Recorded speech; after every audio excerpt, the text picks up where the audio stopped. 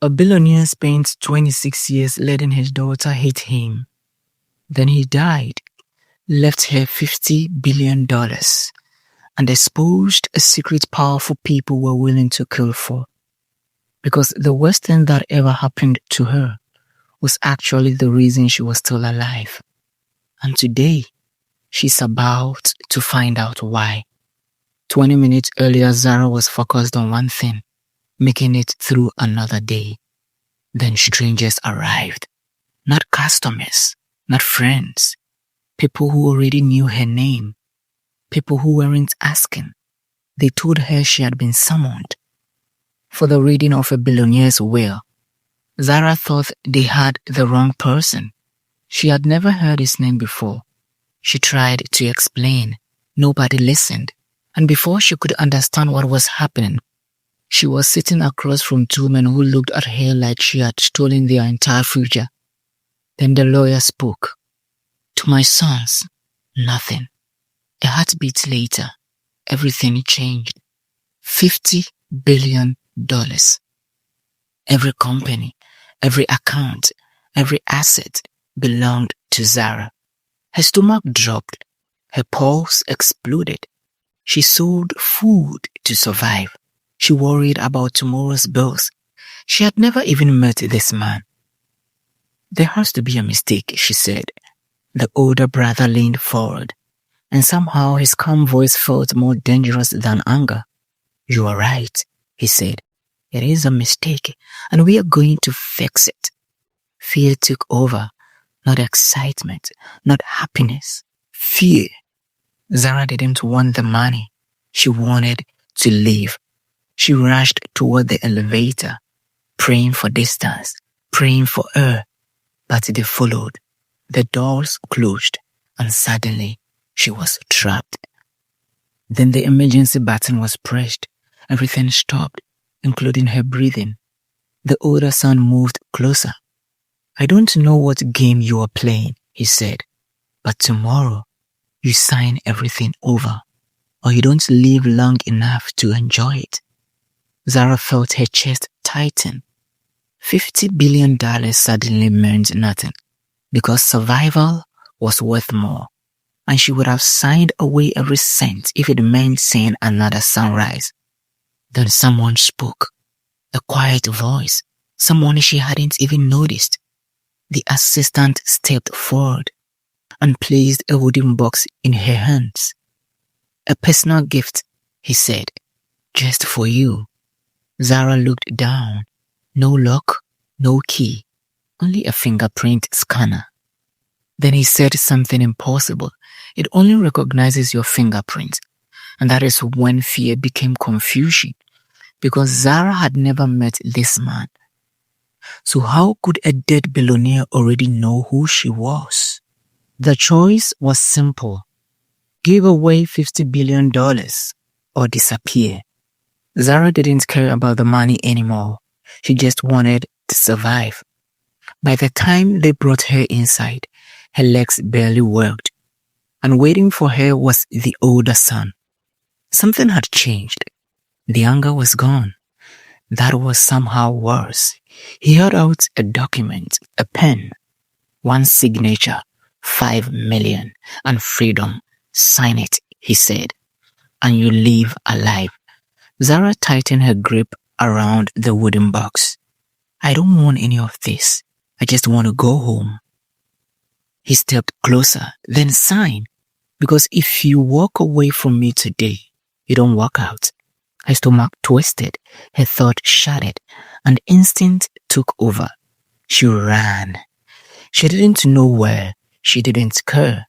All she heard was movement behind her. Closer, faster. She grabbed the first door she found, locked it, and finally let herself breathe. For maybe 2 seconds. Then the pounding started again. Hard, relentless. The box rested in her hands, still waiting, still silent. The scanner blinked, almost like it already knew her. Her fingers shook so badly she almost missed it. Then she pressed down. Click. It opened. Inside was a diary, and beneath it, a photograph. She lifted it, looked closer, and felt something collapse inside her, because the baby in that picture was her, and the place where that picture had been taken was the exact place she was standing in now. 26 years ago, she had already been here. But how? Another crash, the door trembled. Time was running out. She opened the diary. The first sentence hit her like a punch. If you are reading this, I am dead. And you survived me. Her breathing slowed, then stopped. She kept reading. I know you hate me, Zara. You should. The man who raised you is a good man, but he lied to protect you. Her pulse exploded. The next words changed everything. The fire that destroyed your childhood. The fire that took you home. The fire that forced you into a life of struggle was never an accident. I ordered it. Zara couldn't move, couldn't think, couldn't even understand why her hands were still holding the diary. The man who just handed her $50 billion was the same man who destroyed her life. He built her suffering. He watched her lose everything, and now he was trying to give it all back. But before she could ask why, before she could understand what any of it meant, the door finally broke and the older son stepped through. Zara only escaped because someone finally stood between her and the older brother, the assistant. He didn't argue, he didn't threaten. He simply reminded everyone they were being watched. And for 3 seconds, that was enough. Zara ran. She didn't stop until she was back home. Then panic took over. She tore through everything she owned. Old boxes, old memories, anything that could prove the diary was lying, anything that could prove her life was real. Her hands hurt, her breathing burned, but she kept searching because she needed one answer. Who was she? Then she found it, hidden away, forgotten, a single burnt blanket. She pulled out the photograph from the box, looked at the blanket, looked at the picture, and felt her stomach drop. It matched perfectly. The diary was telling the truth. Someone had hidden this for 26 years. Suddenly, she wasn't angry anymore. She was scared because there was only one person who could explain any of it. The man who raised her. The man she called Dad. She placed the blanket in front of him. You told me I was born in a hospital. You told me my mother died. The moment he saw it, something inside him broke. His hands trembled. His face changed. And Zara already knew. He had been carrying this secret for years. Who am I? She asked. Why did Everett Singe destroy our lives? He couldn't answer right away. Then he finally spoke. His voice barely existed. He didn't destroy the bakery because of me. He destroyed it because of you. Zara froze. What do you mean? Then came the truth. The truth that changed everything. I never adopted you. I found you in the ashes. The people who started that fire weren't trying to destroy a building. They were searching for a child. They were searching for you. Zara felt the ground disappear beneath her. Everett Singe wasn't just a billionaire. He wasn't just the man who ruined her childhood. He had been hunting her since she was a baby. And suddenly, none of this was about money anymore. It was about survival. Because if people were still looking for her, then the man standing in front of her was in danger too. She grabbed his shoulders. Pack a bag. Leave. Right now.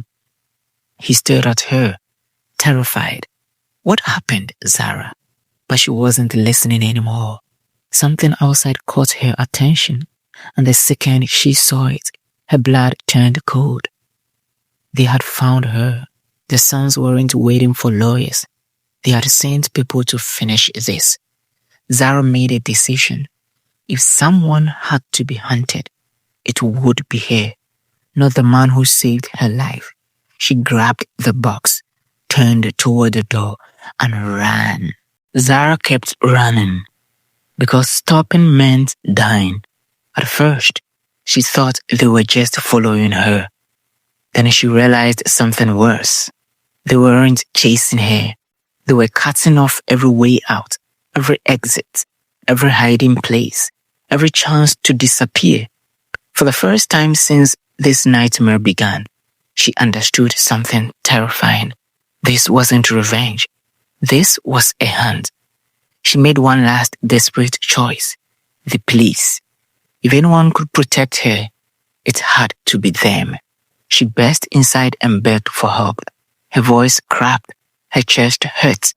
She finally allowed herself to believe she might be safe. Then she saw him, the man who brought her the summons, relaxed, comfortable, talking to the people who were supposed to protect her, passing something across a desk, receiving a nod in return. And just like that, hope disappeared. $50 billion doesn't just buy businesses. It buys silence. It buys loyalty. It buys entire systems. Zara backed away slowly. She didn't give her name. She didn't explain, because she already knew. No one here was going to save her. She was completely alone. A few hours ago, her biggest problem was surviving another day. Now she couldn't trust the place, couldn't trust the city, couldn't trust anyone. Eventually, she found somewhere to hide. For the first time all day, she stopped moving, stopped running, stopped pretending she was okay. Her hands were shaking, her breathing wouldn't slow down, and the wooden box was still pressed tightly against her chest.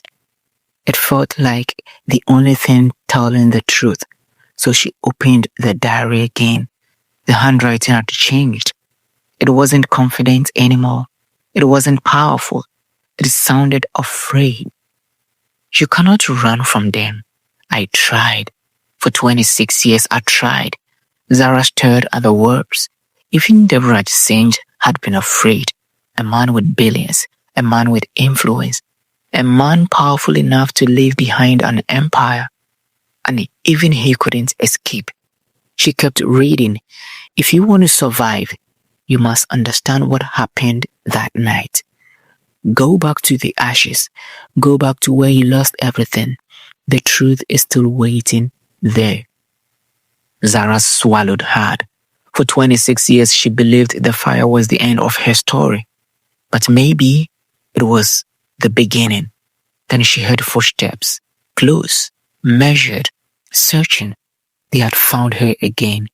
But something inside her had changed. She wasn't running because she was scared anymore. She was running toward answers because now she had a destination. The ashes, the place where everything began, and maybe the place where she would finally discover who she really was. Then a voice shattered the silence. Found her, and Zara ran, not away from the truth, toward it. Zara finally reached the place where everything began, the ashes, the place she had spent her whole life trying to forget. And now, the place that held every answer. She tightened her grip around the knife, not because she wanted to fight, because she finally understood she might not survive long enough to learn the truth. Then they arrived. The older brother stepped forward. No anger, no shouting, just certainty. The certainty of a man who believed he had already won. You've been running all night, he said. And for what? Answers. He destroyed your life. He destroyed ours. Now you're going to die for him too. Zara felt something rise inside her. Not fear. Not anymore. She was just tired of being afraid. He hunted me, she shouted. He burned everything down. Why would he leave me $50 billion?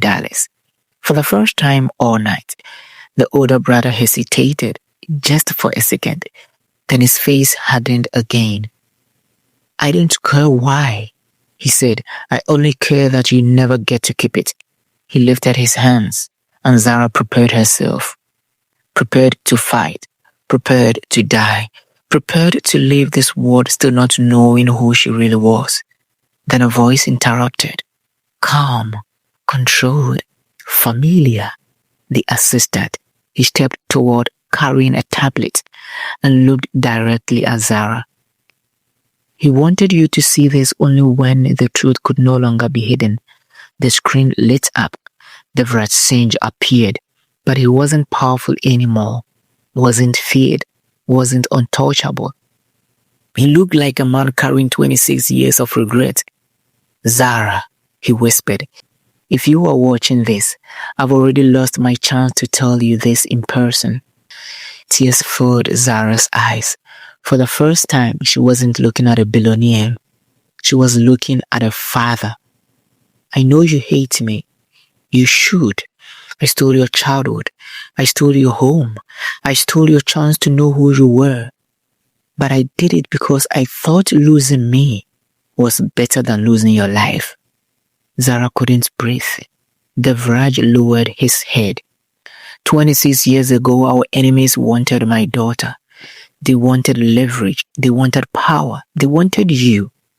So I made them believe you were gone. The fire was never meant to hurt you. It was meant to erase you. I burned my own world down so you could have a chance to live. The knife slipped from Zara's hand. Everything changed. The hunger, the years of struggle, the hatred, the loneliness, the questions, the suffering. None of it happened because she wasn't loved.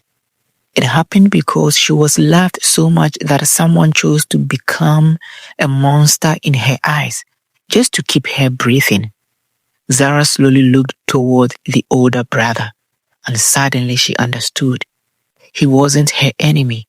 He was grieving too, because the man he hated had also been trying to protect a daughter he never got to raise. For a long moment, nobody spoke. Then the Vraj's final words played. If you can forgive me, live. Live the life I couldn't give you. Live enough for both of us. The video ended. Silence. Zara heard the burnt blanket against her chest, and for the first time in 26 years, she knew exactly who she was. Not a street vendor, not an orphan, not an accident, a daughter, a survivor, a child someone loved enough to lose forever. And as the sun finally rose, Zara whispered the truth she had spent her entire life searching for. He gave me nothing, so that one day he could give me everything. Because love doesn't always look like kindness. Sometimes it looks like sacrifice.